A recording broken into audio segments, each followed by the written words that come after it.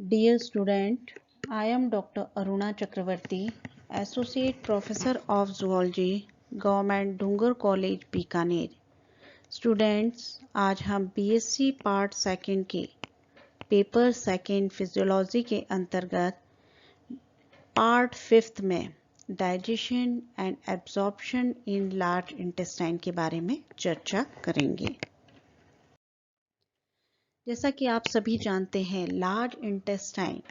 Large intestine जो कि size में छोटी होती है, लेकिन इसका डायमीटर जो होता है बड़ा होता है। यदि हम साइज की बात करें तो ये स्मॉल इंटेस्टाइन से छोटी होती है।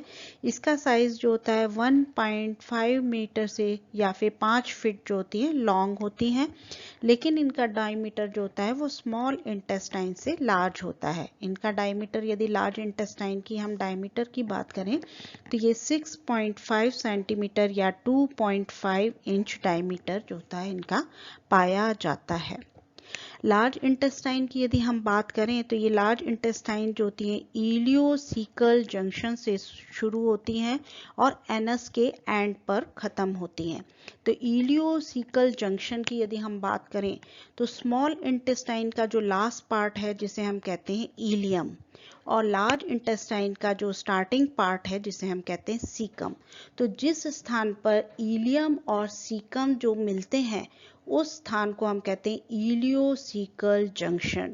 तो लार्ज इंटेस्टाइन जो होती है वो इलियोसिकल जंक्शन से शुरू होती है और एनस पर एंड होती है। नेक्स्ट यदि हम बात करें तो लार्ज इंटेस्टाइन जो होती है बेसिकली जो होती है 3 पार्ट में डिवाइड होती है, caecum, rectum and colon. Large intestine की जो वॉल होती है बेसिकली जो होती है स्मॉल इंटेस्टाइन की वॉल की सिमिलर ही होती है। इसमें कुछ जो होते हैं डिस्टिंग्विश करैक्टर पाए जाते हैं, जैसे म्यूकोसा जो होती है इसमें गोबलेट सेल्स जो होती हैं पाई जाती हैं but does not have any villi.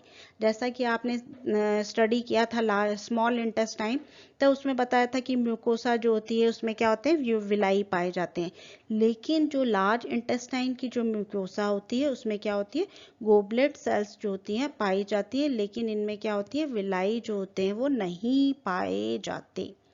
Next जो होती है लॉन्गिट्यूडनल मसल्स लेयर जो होती है वो इनकम्प्लीट होती है। इनमें 3 जो होती हैं डिस्टिंक्ट जो होते हैं बैंड पाए जाते हैं। तो लॉन्गिट्यूडनल मसल्स वाला भाग जो होता है ये थिक होकर क्या बनाता है लॉन्गिट्यूडनल बैंड फॉर्म करती है, जिसे हम क्या कहते हैं टिनी कोलाई कहते हैं। और इसकी वॉल पर प्रेशर के कारण क्या होता है सीरीज ऑफ पाउचेस जो होते हैं क्रिएट होते हैं, और जिन्हें हम क्या कहते हैं हॉस्टम कहते हैं।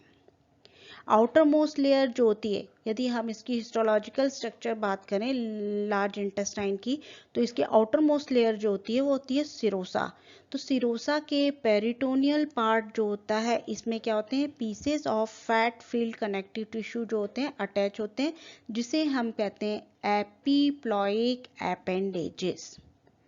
स्मॉल इंटेस्टाइन से इसमें क्या होता है लार्ज इंटेस्टाइन जो होती है इसमें स्मॉल इंटेस्टाइन से कुछ डिस्टिंक्ट करैक्टर होते हैं कि इनमें जो स्मॉल इंटेस्टाइन जो होती हैं जो कि क्या करती हैं डाइजेस्टिव एंजाइम जो होती हैं प्रोड्यूस करती हैं, जबकि लार्ज इंटेस्टाइन जो होती हैं वो डाइजेस्टिव एंजाइम प्रोड्यूस नहीं करती हैं। नेक्स्ट जो होता है केमिकल डाइजेशन। केमिकल डाइजेशन जो होता है बेसिकली जो होता है स्मॉल इंटेस्टाइन में कंप्लीट हो जाता है। काइम जो होता है जब मैंने अपन बात कर रहे थे स्मॉल इंटेस्टाइन की, तो इसमें बताया था कि स्मॉल इंटेस्टाइन में डाइजेशन प्रोसेस कंप्लीट होने के बाद में काइम वाला भाग जो होता है वो कहाँ पर इकट्ठा हो जाता है ये जो होता है इलियम वाले पार्ट में इकट्ठा होता है। तो ये काइम के लार्ज इंटेस्टाइन जो होता है काइम के लार्ज इंटेस्टाइन में पहुंचने से पहले ही इनमें केमिकल डाइजेशन जो होता है वो कहाँ कंप्लीट हो जाता है स्मॉल इंटेस्टाइन में कंप्लीट हो जाता है। यदि हम इसके फंक्शन की बात करें लार्ज इंटेस्टाइन के, यदि हम फंक्शन की बात करें तो बेसिकली जो होता है एब्जॉर्प्शन फंक्शन करते हैं, जो कि absorption of water and electrolytes. दूसरा जो होता है इनका फंक्शन जो होता है विटामिन सीक्रेट करते हैं। तीसरा जो होता है इनका काम जो होता है formation of faeces and elimination of faeces, है ना। नेक्स्ट जो होता है रेक्टम पार्ट, पीछे लार्ज इंटेस्टाइन का जो हम थर्ड पार्ट जो हमने बताया कि लार्ज इंटेस्टाइन है जो कि सीकम, कोलॉन और रेक्टम में बटी हुई होती है। तो रेक्टम वाला भाग जो होता है ना, कोलॉन वाला भाग जो है पीछे की ओर रेक्टम में ओपन होता है, और रेक्टम वाले भाग में क्या होता है, स्टूल जो होता है वो स्टोर होता है। तो रेक्टम वाले भाग में यहाँ पर मसल्स पाई जाती हैं जिनमें क्या होता है कि इन्हें स्फिंक्टर्स पाए जाते हैं, और ये स्फिंक्टर्स जो होते हैं इसको मसल एक्शन में कॉन्ट्रैक्शन होता है जिसके कारण स्टूल को नीचे की ओर पुश करते हैं। नेक्स्ट हम बात करेंगे लार्ज इंटेस्टाइन की। यदि हम एनाटॉमी की बात करें, जैसा कि मैंने आपको बताया कि लार्ज इंटेस्टाइन है वो 3 पार्ट्स में डिवाइड होती है।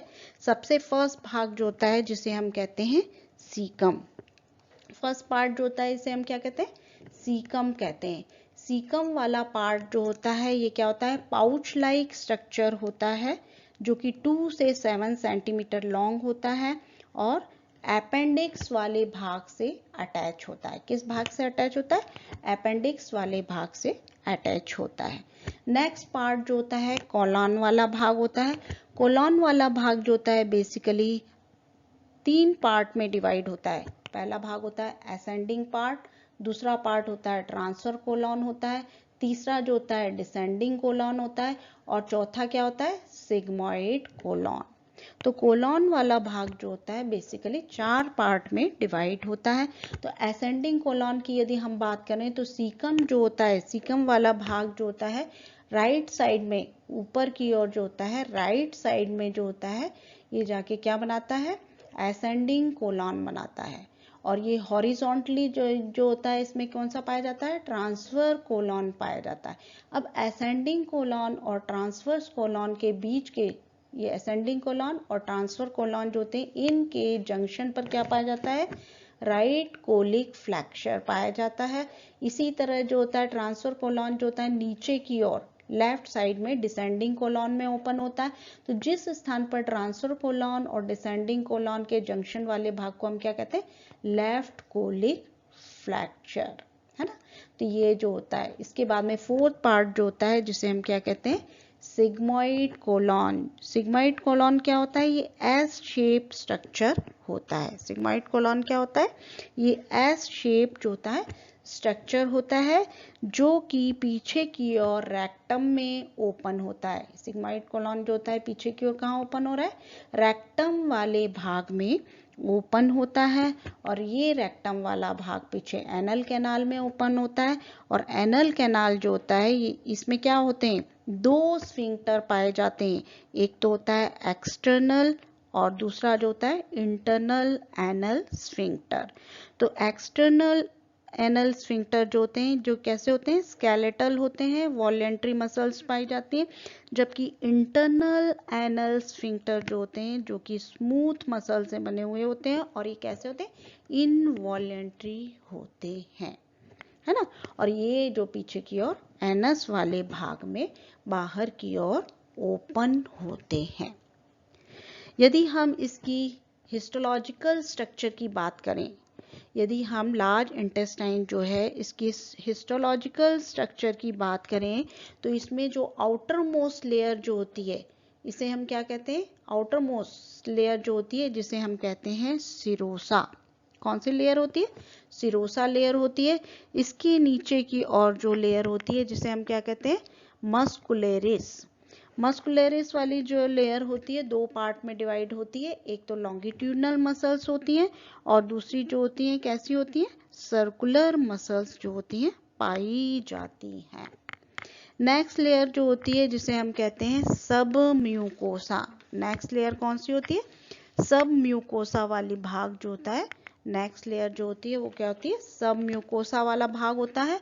और इनर मोस्ट जो लेयर होती है जिसे हम क्या कहते हैं, म्यूकोसा। तो ये जो होती है, यदि हिस्टोलॉजिकल स्ट्रक्चर की बात करें तो ये लार्ज इंटेस्टाइन 4 पार्ट में डिवाइड है। आउटर मोस्ट लेयर जो होती है जिसे हम कह रहे हैं सिरोसा कहते हैं, है ना। सिरोसा वाला भाग जो होता है जिसमें क्या हमने बताया था, pieces of fat field connective tissue पाए जाते हैं जिसे हम कहते हैं एपीप्लॉइक अपेंडेजेस। इसके नीचे जो होता है मस्कुलरिस वाला भाग होता है।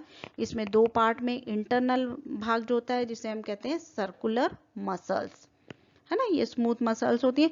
और एक्सटर्नल भाग जो होता है जिसमें क्या होती है लॉन्गिट्यूडनल स्मूथ मसल्स पाई जाती हैं। अब मस्कुलरिस वाले भाग जो होता है आउटर मोस्ट मैंने बताया सिरोसा हो गया, इसके बाद में मस्कुलरिस लेयर हो गई जो कि इसमें इंटरनल पार्ट था सर्कुलर मसल्स और एक्सटर्नल पार्ट था लॉन्गिट्यूडनल स्मूथ मसल्स पाई जाती हैं।